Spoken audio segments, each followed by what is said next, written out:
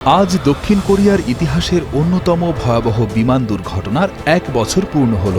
ঠিক ১ বছর আগে ২০২৪ সালের ২৯ December Jeju এয়ারের flight 7C2216 Muan আন্তর্জাতিক বিমানবন্দরে অবতরণের সময় ভয়াবহ দুর্ঘটনার শিকার হয়, যাতে প্রাণ হারান ১৭৯ জন আরোহী।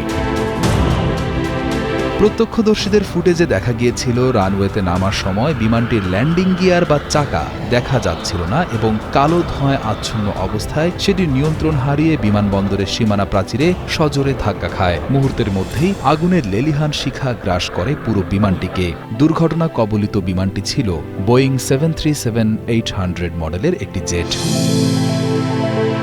দুর্ঘটনার ঠিক আগে পাইলট মেডে বা জরুরি সংকেত পাঠিয়ে বার্ড স্ট্রাইক বা ইঞ্জিনে পাখির আঘাত লাগার কথা জানিয়েছিলেন। তবে তদন্তের মোড় ঘুরিয়ে দেয় ব্ল্যাক বক্সের তথ্য। তদন্তকারীদের একাংশ মনে করছেন পাখির আঘাতের পর পাইলটরা ভুলবশত অকেজো ইঞ্জিনের বদলে সচল ইঞ্জিনটি বন্ধ করে ফেলেছিলেন, যা বিপর্যয় ডেকে আনে। অন্যদিকে নিহতদের পরিবার এবং পাইলটদের ইউনিয়ন এই দাবি প্রত্যাখ্যান করে বলছে, বিমানবন্দরের সীমানা প্রাচীরের ত্রুটিপূর্ণ অবস্থানের কারণেই এত বড় প্রাণহানি হয়েছে। গত জুলাই মাসে তদন্তের রিপোর্ট প্রকাশ করতে গেলে স্বজনদের তোপের মুখে তা স্থগিত করতে বাধ্য হয় কর্তৃপক্ষ। ১ বছর পার হয়ে গেলেও ১৭৯টি পরিবারের হাহাকার আর সঠিক বিচার পাওয়ার অপেক্ষা আজও শেষ হয়নি।